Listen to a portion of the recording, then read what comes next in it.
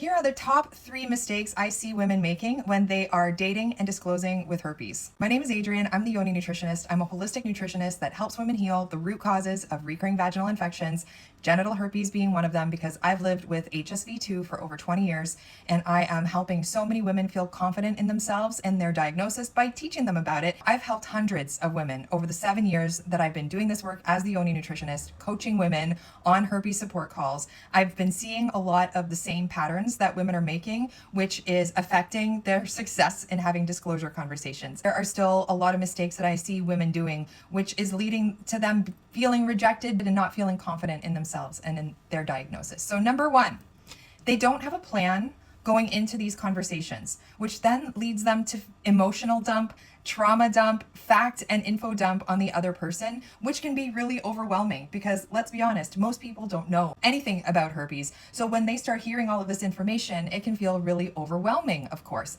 And the person on the receiving end of these disclosure conversations are only as confident as you are in yourself. So that leads me to number 2, is you don't feel confident in yourself and your diagnosis, and you still feel a lot of shame and guilt and fear and anxiety. So when you're going into these conversations loaded with those feelings, of course your partner on the other end is going to be feeling that energy as well. And number 3, if you do get a rejection or if somebody says no, that is not your cue to try to convince them otherwise. And what I see a lot of women doing, and I know I've done this myself, is start info dumping and fact dumping and trying to change the person's mind, because it is very frustrating when you get rejected. Nobody likes rejection. But the truth and the reality is not everybody's going to be okay with it. And that's okay. That's why we disclose. But that's then when you need to move forward with confidence and know that if one person isn't going to be okay with it, the next person will be. But that starts with you and how confident you feel in yourself and your herpes diagnosis. And if you don't feel confident in yourself,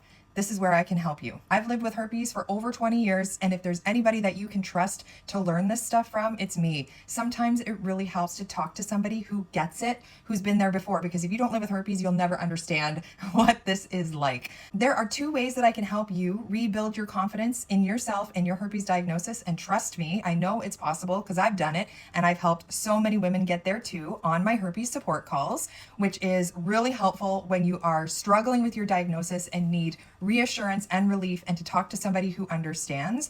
Or you can sign up to my Integrate program, which gives you all of the tools and information for you to work through those feelings of shame and fear and anxiety that's keeping you stuck in your diagnosis, and helping you learn more about herpes and actually take the steps to learn how to manage and prevent it from coming up so you feel more confident in yourself. You can find all of that information in the link in my bio to book your one-on-one call or sign up to my Integrate program.